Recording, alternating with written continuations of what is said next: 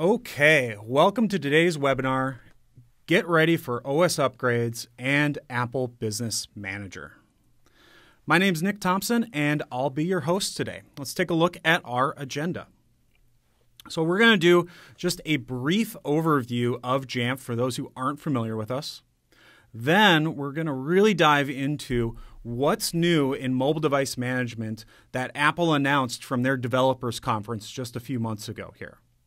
We'll then talk about how to prepare for OS upgrades this fall, and we'll wrap up by talking about the brand new Apple Business Manager. We'll finish with some next steps and Q&A. So for those who aren't familiar with Jamf, this is our mission. We help organizations succeed with Apple. We don't manage PCs and we don't manage Android devices. We solely focus on Apple. And we do so with our two products, Jamf Now and Jamf Pro. Jamf Now is really great for small environments where no IT is required. Jamf Pro is great for larger deployments where you have a large fleet of Apple devices. Today's presentation will primarily focus on Jamf Pro. If you're interested in Now, I highly recommend you check out our website and learn more about that product. Now, because we're talking about what's new from WWDC here, I wanted to take just a moment and look back at what we've done with Apple in the past. We have a strong history of day zero support for all of the new operating systems that Apple's come out with over the years. Most recently with High Sierra and iOS 11. And you can see our track record going all the way back to Snow Leopard and iOS 4. And of course, we'll be ready to participate in what's new from Apple coming this fall here. So let's dive into our first major topic. What did Apple announce at this year's WWDC, and how is that going to impact an IT administrator's role? To explore what's new, we're going to break it down by the different operating systems and services that they launched. So let's start off with macOS.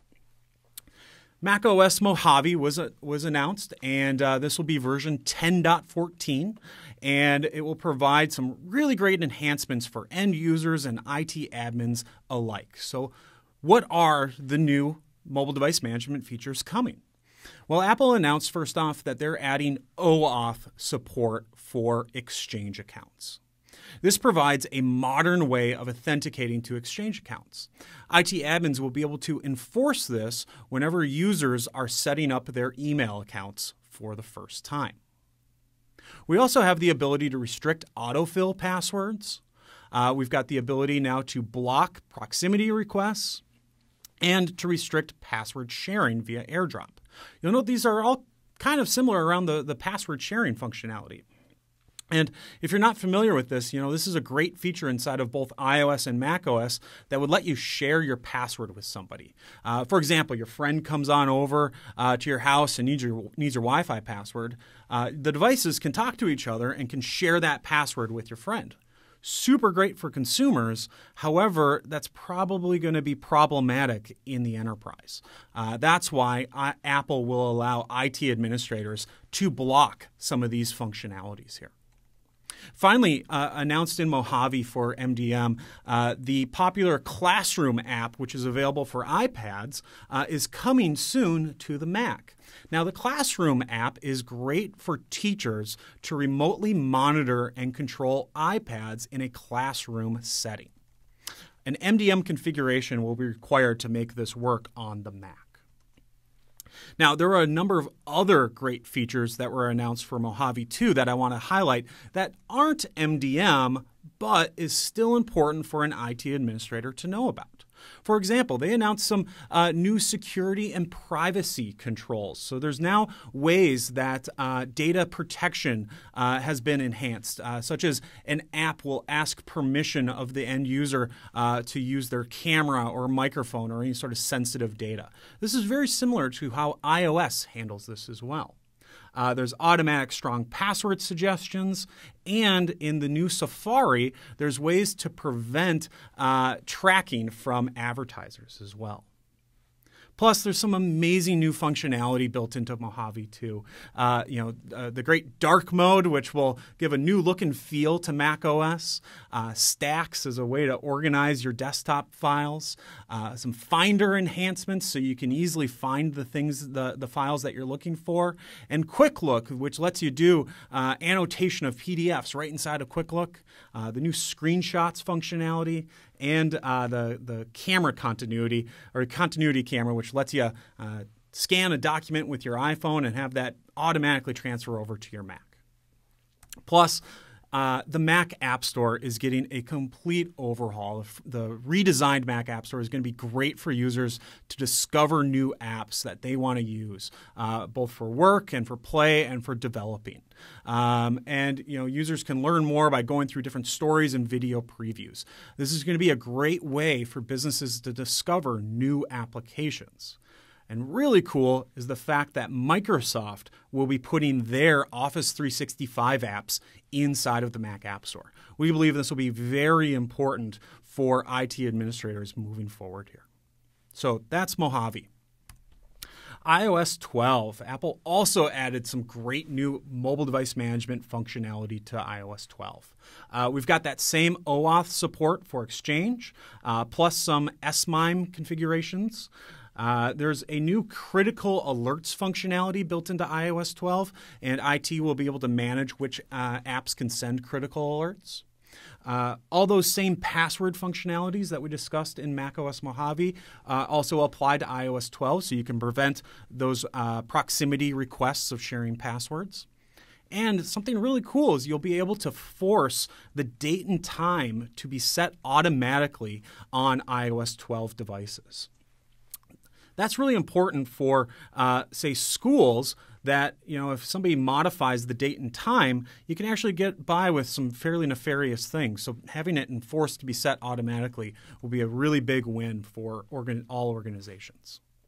Then from a consumer side of things, of course, iOS 12 is great because Apple's really focusing on making everything faster and more responsive. And this is going to be for everyday tasks like launching apps and typing, swiping, scrolling, and everything is getting improved performance on all of the supported devices. This goes all the way back to iPhone 5S and iPad Air. Plus, there's some really cool new apps inside of iOS 12. Siri shortcuts Siri suggestions are much more intelligent. The Shortcuts app lets you build out different workflows so that you can automate some of the tasks that you want to just by using your voice. Plus, Group FaceTime will now support video and audio for up to 32 people at one time. Really great solutions for doing video conferencing there. And they announced Screen Time as a way to really manage how often we're using our devices. So enhancements to Do Not Disturb, improved notifications where they are grouped, and the ability to show reports on how often I'm using different websites or different apps and be able to manage that from a user perspective. Not in MDM, but really great things for end users. Next, TvOS. TvOS 12 has some really important functionality updates from an IT perspective. We can do those password proximity requests. We can block those. But we can also now install software update commands, and we can install apps from the App Store. This is really powerful. So any app that would be available from the App Store, you could buy in volume and distribute it to your Apple TV devices. So here's a great example of what it would look like to have an Apple TV be managed. Here we have an Apple TV that's right out of the box. All you have to do is plug it into power and plug it into Ethernet and plug it into the display, and it's going to automatically talk back, in this case, to Jamf, grab its configuration, and then be deployed. We've also deployed a number of different apps to here. So we deployed Netflix, and we deployed an app called Concierge. This is by a great company out there that's building solutions for hotels. In this case, we're watching some live TV through their Concierge Watch app. Really, really great. Highly recommend you check it out if you're in the hospitality industry at all. And lastly, Apple announced some updates to their business and education services. The biggest thing is the launch of Apple Business Manager, which we'll talk a lot more here towards the end of the presentation. We now have volume apps for tvOS 12, as I mentioned. And when you set up a brand new iOS 12 device or a macOS Mojave device, there'll be some new screens that IT will be able to skip, and you can see the different options that are skippable there. So Jamf will be ready for all of this, and we'll be ready to provide day zero support once these operating systems are available from Apple. And just so you know, what do we define day zero support as?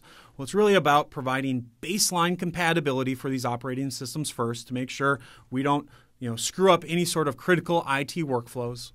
And then it's adding on some of the new key features first and the additional features later. And we believe it's more than just uploading a profile into your user interface. We believe it's actually building in the checks inside of the UI. I highly recommend you participate in our beta program so you can start testing these things and you can take a look at what these new workflows look like. So that's what's new from Apple from their developers conference and how it impacts IT. So how can you prepare for these OS updates? First, let's take a look at what it's going to look like to upgrade to Mojave, and we'll discuss some high-level paths that you'll be able to take yourself. If you recall back from last year, Apple introduced a brand new file system with High Sierra. This was known as Apple File System, or APFS. And this new file system enhances performance and serves as a foundation for new features. High Sierra supported APFS for solid-state drives. macOS Mojave is going to expand that support for all drive types, Fusion drives and hard disk drives. And that means firmware updates are going to be required to upgrade to APFS, which is going to have some impacts on traditional imaging workflows. In fact, Apple's talked about this through some of their help articles. They've said that before you install, you need to make sure that your Mac is connected to the internet, which allows installation of both macOS and any firmware updates that are available for your Mac. They even went so far as to say that Apple doesn't recommend or support monolithic system imaging when upgrading or updating macOS. And this is because the system image might not include model-specific information such as firmware updates. Add on top of that some new security features that have been creeping its way into new hardware that has been announced. The Apple T2 chip, which ships on the new MacBook Pro with touch bars, and the iMac Pro. This is a hardware security chip that enables secure boot and encrypted storage capabilities. If your Mac includes this Apple T2 chip, you can use Secure Boot to make sure that only a legitimate, trusted operating system loads at the startup. And that requires an internet connection, and it effectively breaks your traditional imaging workflows.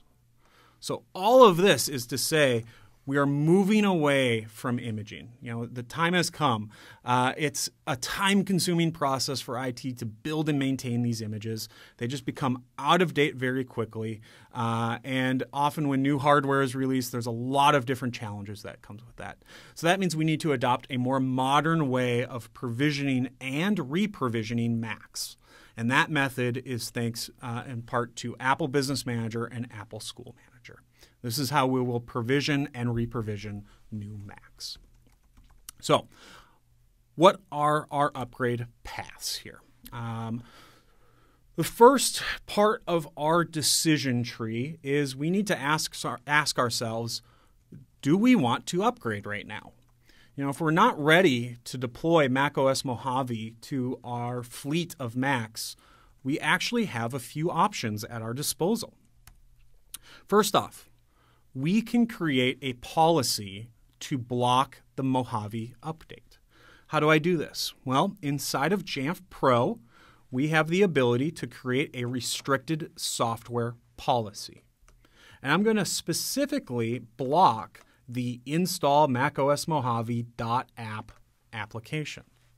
I can even go so far as to delete that application if a user were to download it and get an email notification in case somebody violates that as well too.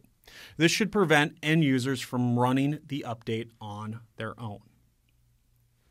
Now, with macOS Mojave, we actually have another option as well too. So in addition to using our Jamf agent, we now also have an MDM option. We can now defer the software update using MDM for up to 90 days. This option is in the restrictions payload, and it will defer software updates anywhere from 1 to 90 days. 30 days is the suggested default, and this will prevent users from seeing the update in the Mac App Store altogether.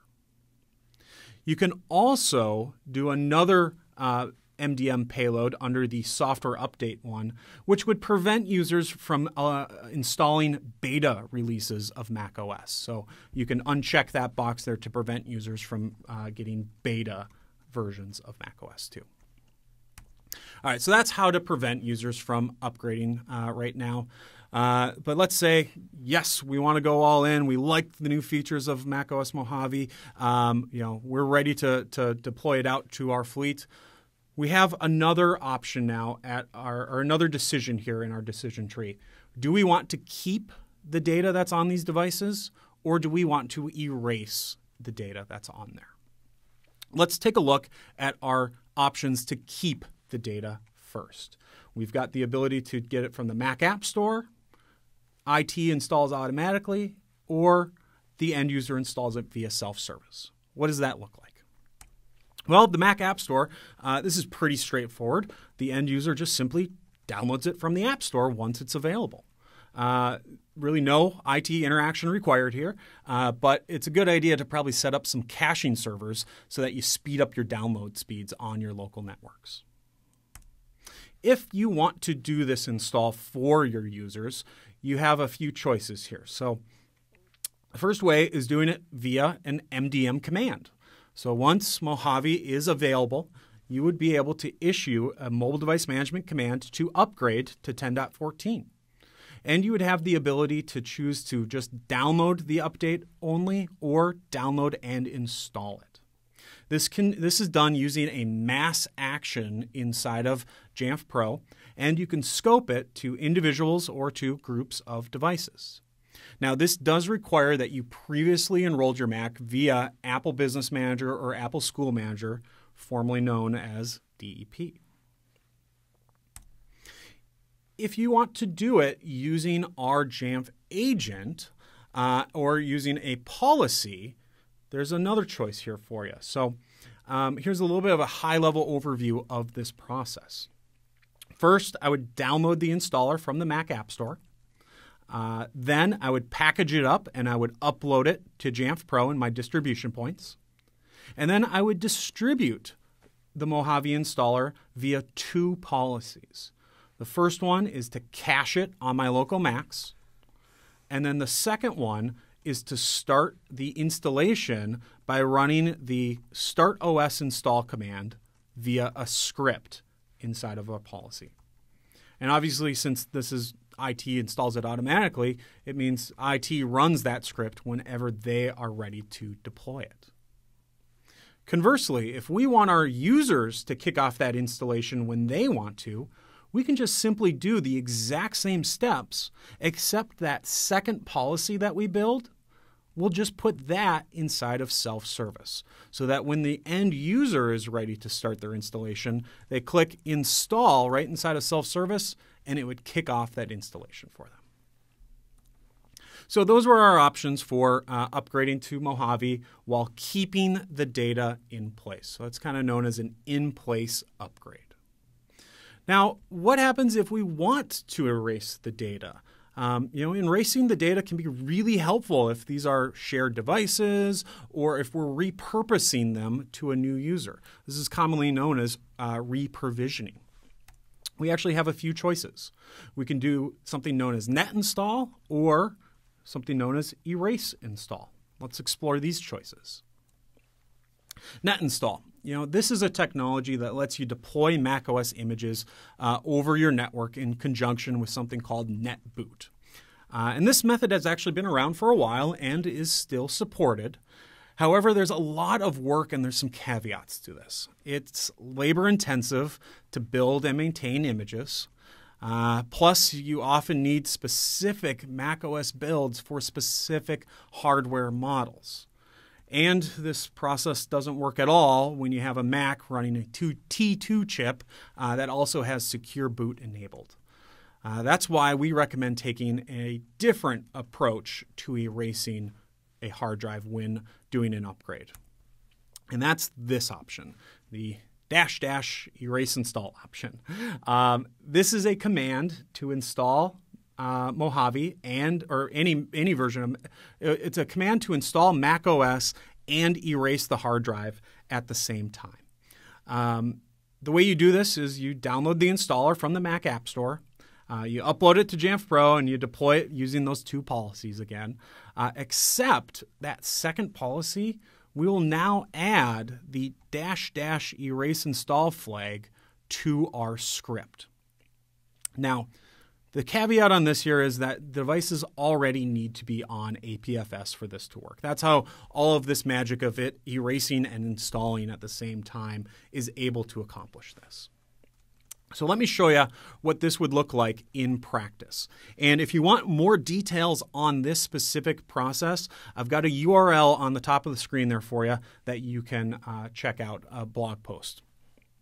So imagine, here IT is maybe logged into this machine since we're going to reprovision it, and we've got this policy that says erase and install macOS.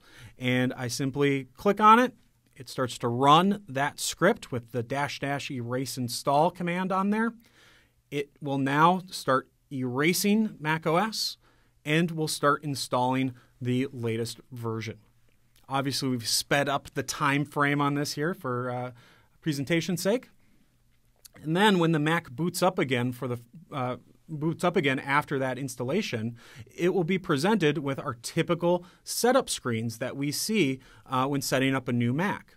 And because this Mac is linked to Apple Business Manager, remote management is automatically enforced onto here. So that end user can just set up a new account again, and it will be a fresh version of macOS. This is about as close as we can get to a erase all settings and content that we know and love inside of iOS here. So check out the URL to learn more details about this specific process. Now I should note, we've talked a lot about this start OS install command, and this is a command that's inside of the macOS installer. And if you want to learn more about all of the different arguments that are part of that command, run the -- usage command on here, and it will let you know everything that's available on there, such as agreeing to the license or installing packages right after doing the OS installation as well too. So pretty powerful stuff and very, very helpful for reprovisioning needs. I should also note, you can always do internet recovery as well too, where you can do Command-R to reboot into the recovery partition and just erase the hard drive and install the latest version of macOS. The previous thing that we just saw essentially just automates this entire process here for you, so you don't have to boot up into Command-R all by yourself.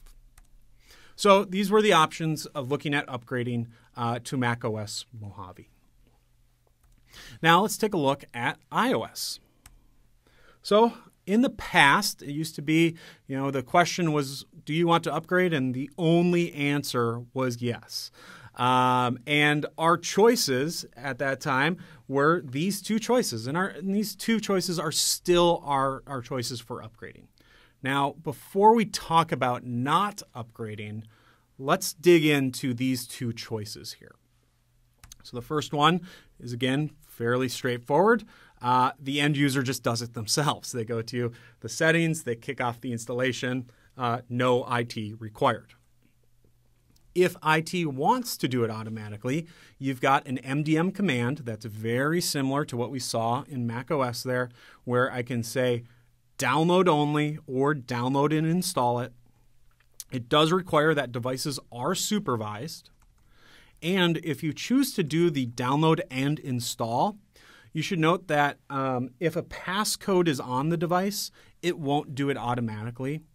Instead, we'll queue up the update, and then the user will be prompted to enter their passcode to kick off the installation. But you can at least tell it to download that update, and it will start nagging the user to install it by asking for their passcode. So those are our two choices of upgrading. Now, if I don't want to upgrade, I have an option. We can defer software updates using MDM, again, for up to 90 days. This whole feature and functionality is known as managed software updates. And there's really two components to this. One is the ability to defer the update, and the second is the ability to specify which version you deploy. So let me walk through just a little scenario here for you to help better explain this. We have devices today that are running, say, iOS 11.3, and I can push out that restriction via a config profile that says, great, I'm going to restrict iOS from updating anywhere from 1 to 90 days. Then, Apple comes out with some updates to iOS, and when I'm ready to update, I send out that MDM command, and I go to the latest version. In the future, we'll have some more controls over this. So in a future release of Jamf Pro, we'll be able to specify that OS version. So let's say Apple releases iOS 12.0. IT can start testing 12.0. And then even though maybe a different version comes out, you can continue to certify 12.0. And if more versions come out, as long as it's within that 90-day period, you'll be able to deploy the version that you were testing and certifying. So really, really great for IT to have more control over what version of iOS is running on their managed devices. So to recap, these were the options for upgrading to iOS. Lastly now, let's talk about Apple Business Manager. Apple Business Manager is really the new home for IT to manage roles, to purchase content, and to manage device assignments, all from one portal. This is a combination of the old device enrollment program and volume purchase program into a single Apple portal. There are easy migration paths out there, so if you are already running the old device enrollment program or volume purchase program, you can easily upgrade to Apple Business Manager. And what's great is it's fully supported inside of Jamf Pro. Here's a look at Apple Business Manager in action and the different components of what you'd be doing. So for roles, this is all about delegating privilege across your different IT roles. You can have IT members that are responsible for managing people, or IT members that are responsible for doing device assignments, and IT people that are designed for doing content purchasing. Your IT people will log in using a managed Apple ID. Now, it's very important to note here that the managed Apple IDs are not for your end users. They are not for employees. They're really only for people that are logging in to Apple Business Manager. Next, apps and books. This is really the purchasing component here, where you can do volume purchasing of apps and books. This used to be known as the volume purchase program. And you simply link a server token to Jamf Pro, and as you buy licenses, those licenses will show up inside of Jamf Pro for you to deploy. And then devices is where you add your MDM service. This is where you'd add your instance of Jamf Pro, and you download a little token to establish communication there. And that's where you choose to assign the devices to your different MDM servers that you might have. So at a high-level conceptual view here, this is what happens. I buy my devices, they show up inside of Apple Business Manager, and I assign them to Jamf Pro, and then they become a managed device as I deploy them. Similar thing to apps and books. I do my purchasing inside of Apple Business Manager. That content is read by Jamf Pro, and then I deploy it out to my devices and it becomes managed content. Again, this is what it looks like inside of Jamf Pro here. After I've done my server token exchange, all of that information is just populated there. On the left, we can see my apps and books content, which is under the preference pane that we still call VPP content. And then on the right, we see our devices, which we still call DEP settings. But that information is all the same there. And then comparing it to Apple School Manager, again, it's very, very similar, except the managed Apple IDs are for IT only. And you obviously don't have the education features like shared iPad or classroom app or the classwork app. And so when we talk about these new programs, these new features, really what we're doing is we're not talking about DEP anymore, and it's just known as device enrollments. We're not talking about VPP anymore. It's its own separate thing. We're just talking about volume purchasing inside of Apple Business Manager. And if you were using the old Apple ID for students, really just becomes managed Apple IDs here. And what's great is this is available in a large number of countries. So it's available in 64 countries across the globe. New organizations can easily create their instance just by going to business.apple.com. They can start fresh and enroll their organization. But if you're upgrading, you can go to the old deploy.apple.com site and log in to start the upgrade process. Everything moves over to Apple Business Manager. Your admins, your credentials, your servers, devices, the tokens that you have, and all of your order history. After upgrading, you obviously can no longer access the old portal. So this is what it would look like. I log into the old portal here, deploy.apple.com, and I get a little notification there saying, let's upgrade to Apple Business Manager.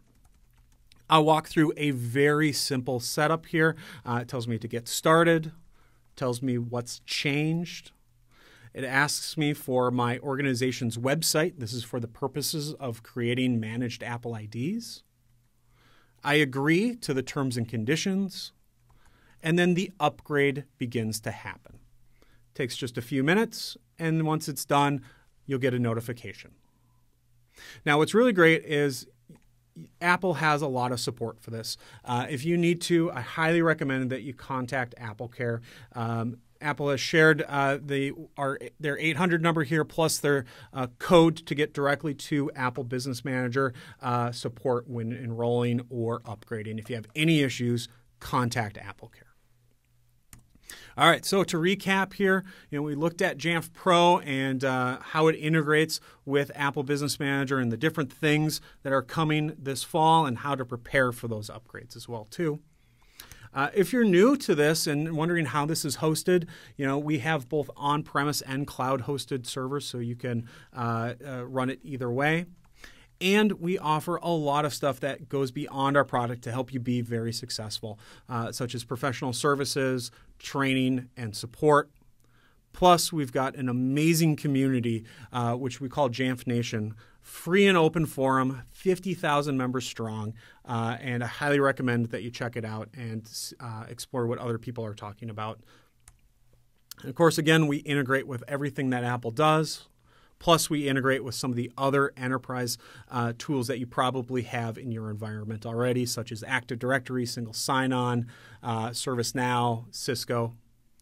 So contact us to get started, and we'd love to talk to you more about your environment. Thank you, everyone, and that concludes our webinar.